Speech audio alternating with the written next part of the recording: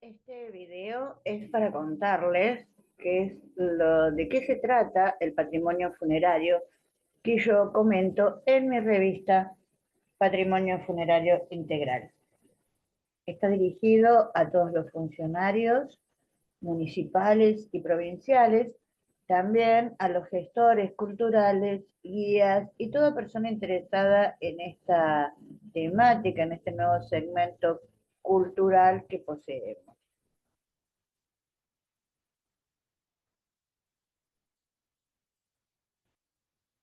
Estamos dando inicio a la introducción al patrimonio funerario. Cuando hablamos de patrimonio funerario, hay dos palabras que tenemos que definir previamente. Primero patrimonio y por otro lado funerario. Cuando hablamos de patrimonio, vamos a referirnos al patrimonio cultural de una comunidad, compuesto por los testimonios de los modos de vida de sus habitantes a lo largo del tiempo y el espacio. Esta es una definición simple de Alfonso Uribe, arqueólogo de Agencia Córdoba Cultura. Pero por simple no deja de ser bien concreta, bien clara. Dentro de este patrimonio cultural vamos a hablar del patrimonio histórico-cultural que se refiere al conjunto de los bienes culturales que históricamente pertenecen a la comunidad, pueblo o nación y que se compone de las tradiciones, las creencias, las costumbres y las expresiones artísticas y folclóricas que constituyen su pasado y es lo que le van a dar esa identidad e integridad y lo van a hacer distintos de otros pueblos.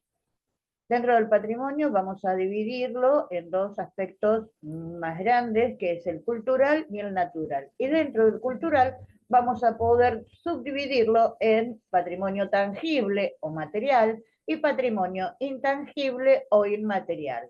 Dentro del natural vamos a tener toda una serie de expresiones naturales que podemos apreciar cuando nosotros viajamos, ya sea por vacaciones o simplemente para conocer determinados lugares. De estos dos, ahora se está hablando de un patrimonio cultural mixto. ¿Por qué? Porque es cuando se confluye lo cultural con lo natural. Dentro de este paisaje natural va a estar siempre constituido por componentes formados que van a tener que ver con estos procesos naturales, su desarrollo, van a ser la parte de los ríos, el relieve, todo eso va a tener que ver con este patrimonio natural, las distintas expresiones, cómo se han desarrollado y cómo hay que cuidarlos para que sigan preservándose para las futuras generaciones. El paisaje cultural se crea a partir de un paisaje natural por un grupo cultural. Entonces, para resumir y dejarlo también bien concreto, la cultura es el agente, la naturaleza es el medio y el paisaje cultural es el resultado. ¿Cómo algo que es material o inmaterial se va a transformar en patrimonio? Bueno, va a ser necesaria una decisión política, va a ser necesaria una investigación y también va a ser necesaria una demanda social. Por ejemplo, por decisión política podemos hablar de la manzana jesuítica, que es, o los distintos patrimonios de la humanidad, patrimonios culturales de la humanidad, las cataratas. Bueno, todo eso se va decidiendo dentro de una comunidad, se presenta y después hay distintos tipos de declaratoria, comenzando primero con la parte municipal, siguiendo por la parte nacional, después la parte internacional. Por una investigación, en el caso de Alfonso Uribe, él ha realizado muchísimas investigaciones arqueológicas y bueno, eso está en un proceso de poder realizar una declaratoria para que esos bienes, esos espacios, sean conservados. Y también por una demanda social. Por ejemplo, en el caso de Buenos Aires tenemos Cromañón, es un espacio que tiene que ver con la memoria. También, por ejemplo, podríamos hablar de los bancos rojos, ¿no? Las placas por ejemplo, en Córdoba hay placas que conmemoran a aquellos que fallecieron en el Cordobazo. Y así podemos mencionar muchísimas más. Vamos a pasar al otro concepto, es el concepto de funerario.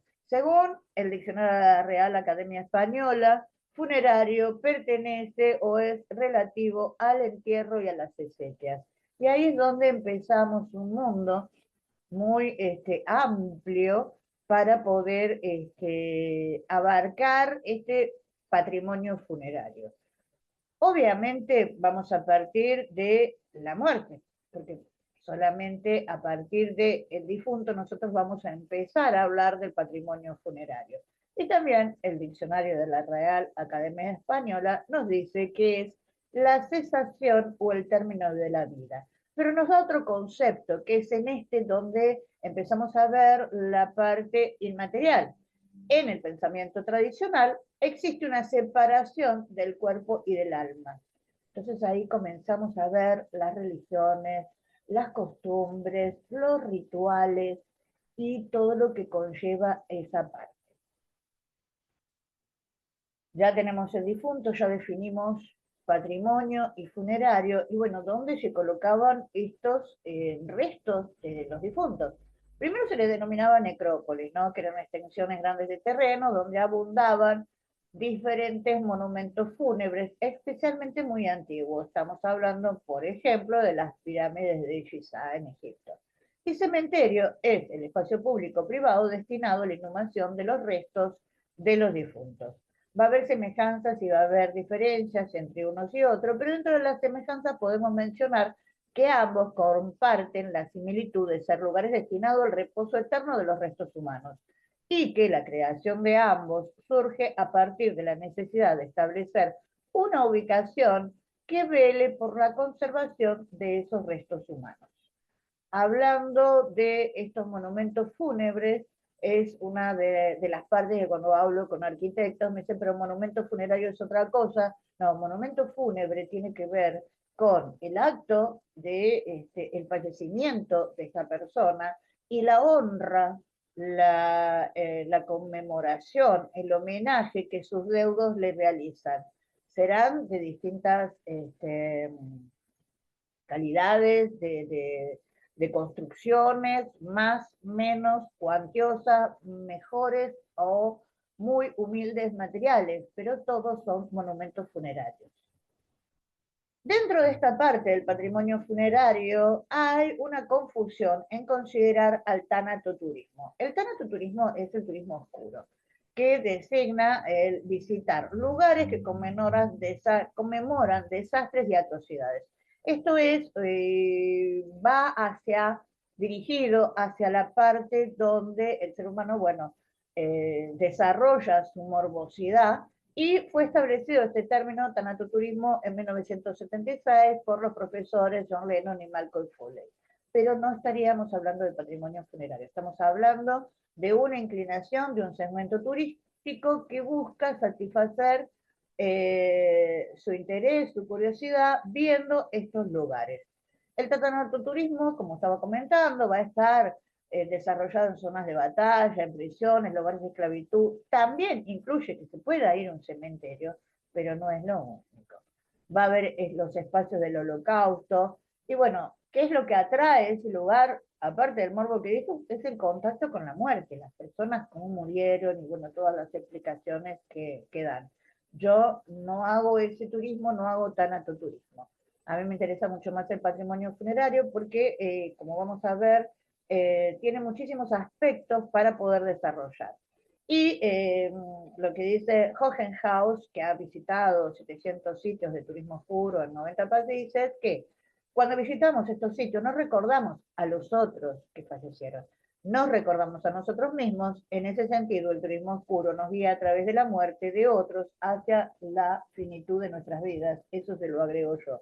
Acá vemos ejemplos de tanatoturismo, una avioneta que circunda la zona de la ciudad ucraniana de Chernobyl, el otro muestra las casas arrasadas por el tsunami en Fukushima, y hay muchos más lugares dentro del mundo, el campo de Auschwitz, los campos de la muerte de Camboya. Aquí tenemos ejemplos dentro de Córdoba, visitar el Hotel Edén, visitar la tumba de la Ramonita, que se transforma en una devoción popular con el paso del tiempo. Dentro de estos subtipos, como dije, del turismo oscuro se encuentra el necroturismo o turismo de cementerios, que también es otra denominación que dan. Es aquel tipo de turismo donde se visitan cementerios con el objetivo de descubrir su patrimonio artístico, arquitectónico, histórico, costumbrista y paisajístico, que también incluye conocer las leyendas sobre las muertes. Hoy por hoy los turistas visitan las ciudades y no solamente visitan las iglesias, sino que ya han transformado un interés y se realizan tours específicos para conocer cementerios. Vemos a la definición de cementerio patrimonial y podemos decir que ellos fueron creados entre el siglo XIX y siglo XX bajo la concepción monumentalista que tienen un importante valor artístico. Tendrán excelentes expresiones arquitectónicas, escultóricas, placas, arte funerario para honrar y homenajear a importantes personajes políticos, artistas, deportistas, escritores, científicos de las distintas comunidades. Aquí, si bien estamos en la definición hablando de monumentos importantes, también es común ver estas construcciones nicheras que albergan a otro sector de las diferentes sociedades y se han desarrollado. Hay otros que tienen solamente nicheras y tumbas o sarcófagos y algún que otro panteón. Pero todos tienen una riqueza digna de ser expresada, decodificada, porque hay muchos elementos para poder conocer dentro de un cementerio. Los cementerios forman parte de este contexto, fueron creados para poder no solamente ubicar el cuerpo de los difuntos, también, por ejemplo, en el caso de Perlayé, se transformaron en espacios para poder pasear, para poder disfrutar al aire libre. Hubo otro tiempo que fueron cerrados y bueno, ahora en el siglo XXI está esta nueva inclinación a conocer cementerios, las redes, internet, los distintos grupos, tanto por Instagram o Facebook, hacen que la gente pierda el miedo hacia los cementerios y pueda empezar a conocer sobre otros cementerios en el mundo, sentado con su computadora o con su celular. También ha favorecido esto la ruta de los cementerios europeos, que fue creando rutas de cementerios en diversos países. También a eso se le adicionó la red española de cementerios patrimoniales y dentro de Latinoamérica se han formado distintas agrupaciones que se denominan redes de valoración y gestión patrimonial de cementerios. Siempre hablan de los cementerios patrimoniales. Desde mi punto de vista, yo considero que también un cementerio con pocos monumentos funerarios de cuantiosa arquitectura o de profesionales, escultores, artistas de gran renombre, también son importantes. Por eso yo hablo de patrimonio funerario y no de cementerios. ¿Por qué? Porque también dentro de los monumentos funerarios que nosotros podemos tener, están las criptas dentro de las iglesias, están los memoriales, están algunos cenotafios por fuera de los cementerios. Entonces, desde mi punto de vista, es mucho más apropiado hablar de patrimonio funerario. Ha habido una evolución de estos monumentos funerarios, lo vamos a pasar rápido. En Egipto, bueno, se embalsamaba o enterraban. Había tumbas que eran ovaladas y otras rectangulares. Dentro de lo que es la civilización egipcia, es realmente muy importante el culto que ellos tenían a los muertos. Es muy interesante abordar el patrimonio funerario por ese lugar, dentro que también cuando aparecen las vanguardias, el Art Deco va a tomar mucho de la arquitectura egipcia y lo va a transformar en expresiones dentro de los panteones que podemos ver en diferentes cementerios, y uno de los que posee mayor cantidad de ejemplos es el cementerio de La Plata. Vamos a tener Memphis, que tenía un cementerio con más de 75 edificaciones, donde estaban las pirámides de Keops, Kefren y Micerino, que ya todos conocemos y hemos visto muchas fotos o vimos detalles de ellas en películas. Aquí tenemos la primer pirámide Mastaba, el primer arquitecto fue Ginotep, Esto era en el auge imperial, aparece el hipogeo y las tumbas subterráneas. Vamos a tener también en 2700 a.C. los millares en la cultura neolítica, que eran sepulcros colectivos tipo dolmen, los sarcófagos, esta imagen también de los etruscos es muy conocida,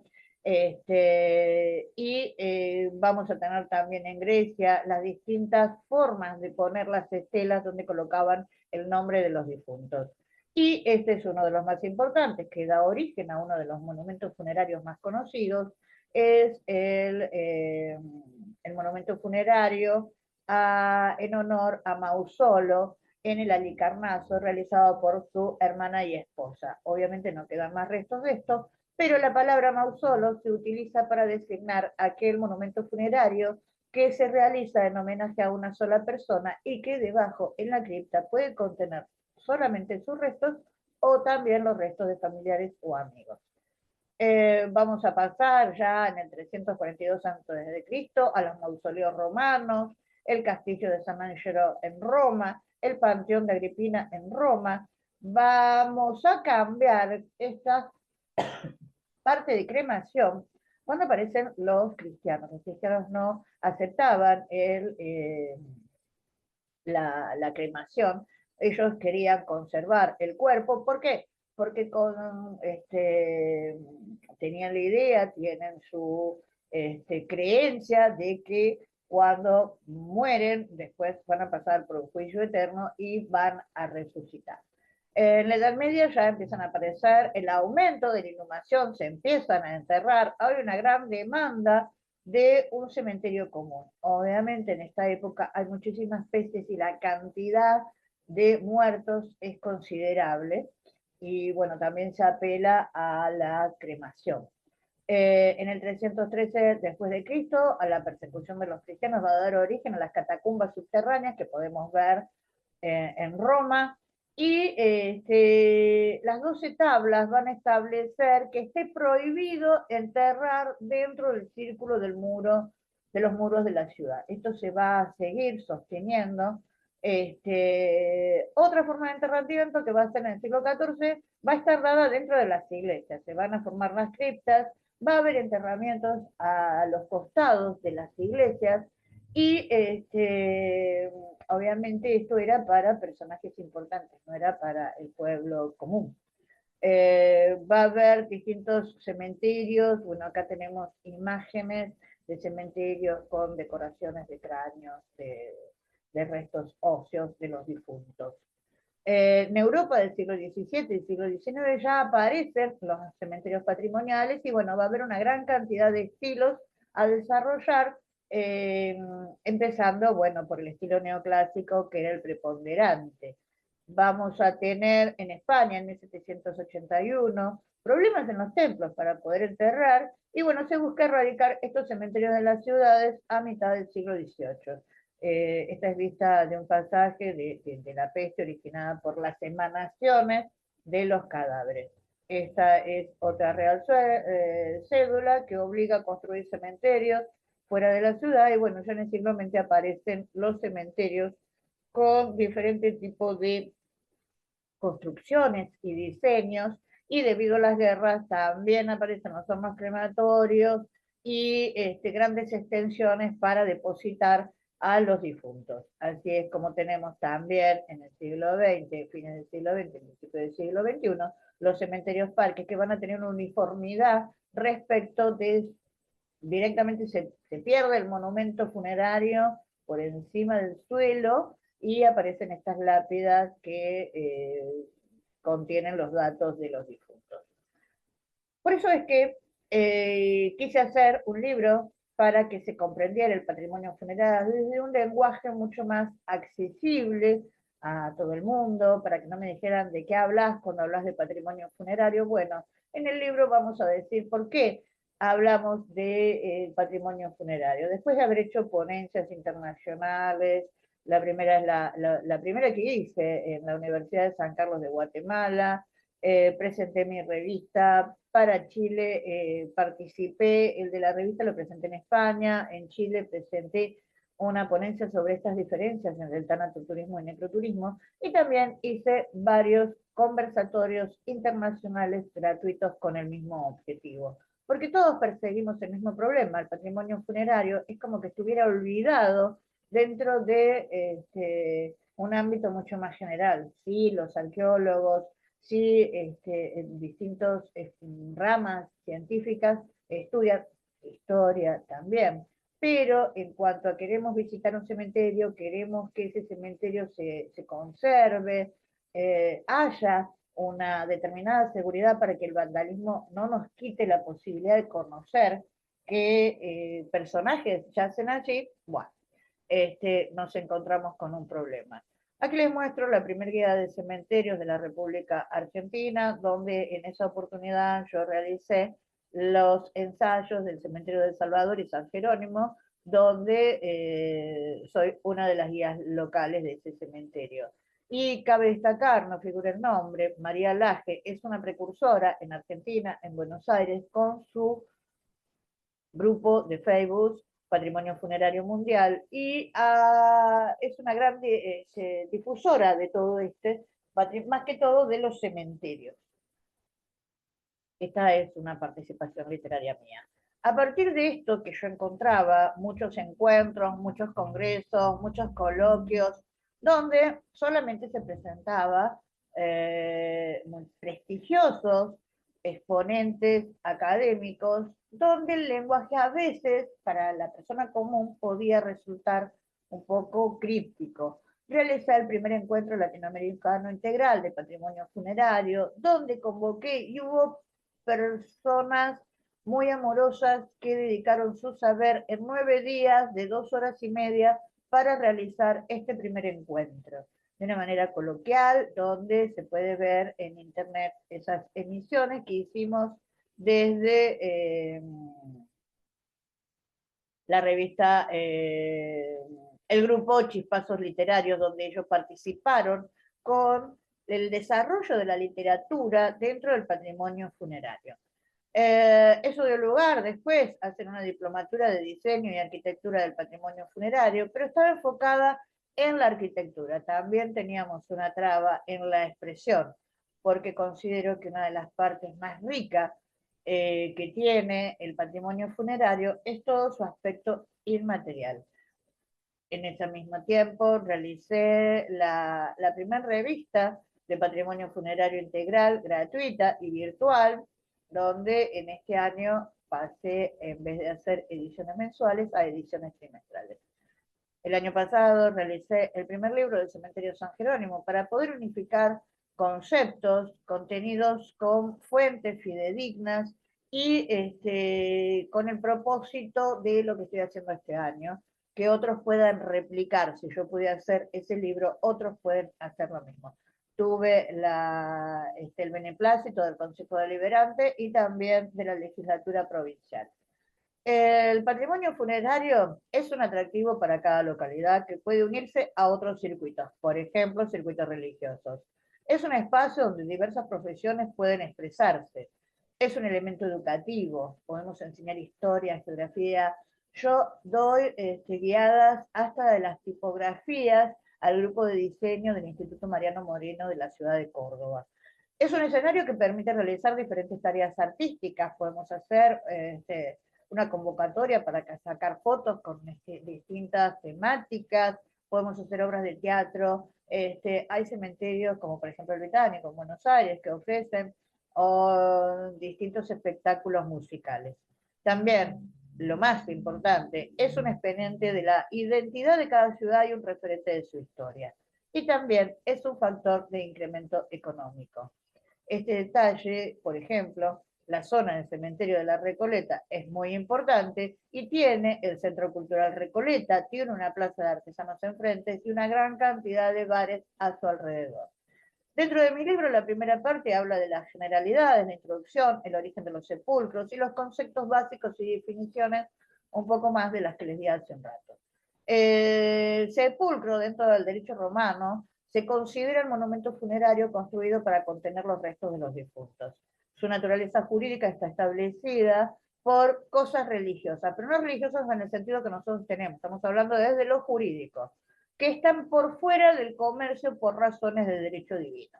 Básicamente significa que no se ejercía un derecho de propiedad hacia el difunto o hacia su monumento funerario. Eso no. Todo esto está excelentísimamente detallado en el libro de Juan Carlos Girardi, Régimen Jurídico de los Sepulcros, que se realizó en 2008, un libro que lo pueden conseguir en la UCC de Córdoba. Vamos a tener los contenidos dentro del patrimonio, más sucintamente, más concretamente, materiales o los muebles, la parte documental, el patrimonio natural, tanto flora como fauna. Hay lugares donde podemos ver las sierras y ofrecen un espectáculo muy bello. Y los aspectos inmateriales, que como decía hace un rato, muy rico. Rituales funerarios, corporaciones y cofradías, oficios y profesiones funerarias, celebraciones, eventos y estas muestras artísticas que comentaba recién. La segunda parte del libro va a hablar sobre el patrimonio funerario tangible. Ahí voy a desarrollar los monumentos funerarios, los cementerios patrimoniales, arquitectura funeraria, diseños de cementerios, simbología funeraria que podemos ver tanto en la estructura arquitectónica como también en la decoración de las fachadas y obviamente la legislación de sepulcros que viene bastante paupérrima en muchísimas ciudades.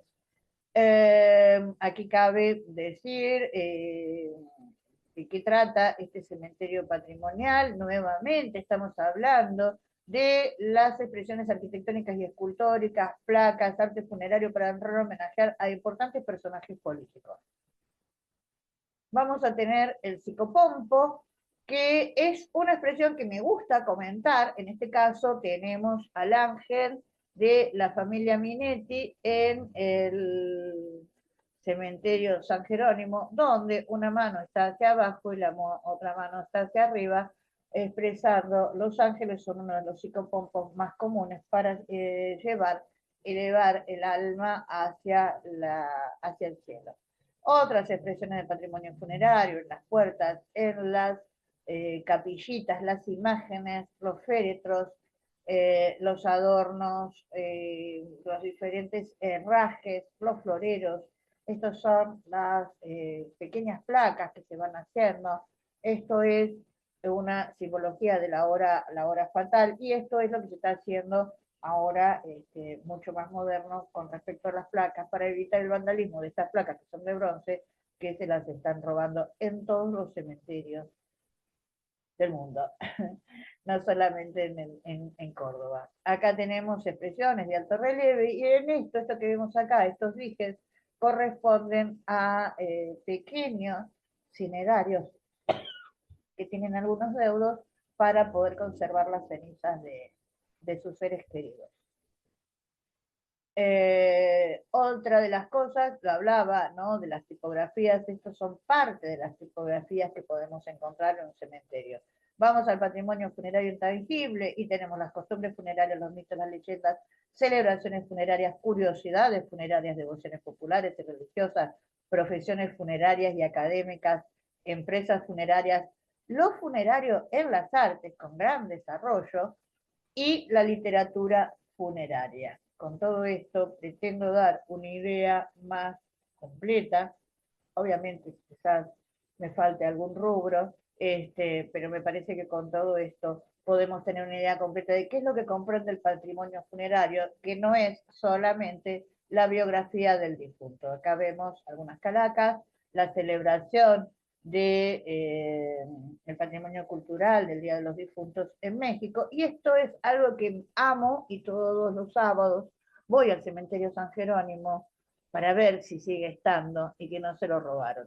Esto es una imagen, acá está el cuerpo yacente de la señora, su alma que es subida por dos ángeles. Me parece una belleza. Y bueno, cuando hablábamos de Flores Fania, este es Miyu, una gata que me acompañaba en mis primeras visitas guiadas, donde a raíz de la noche de los cementerios en Córdoba, se la robaron y ya quedó con mucho miedo. Bueno, ahora por suerte la adoptaron, ya no está más en el cementerio, porque si no estaba encerrada en un panteón y nunca salía a tomar aire, a recorrer, a caminar.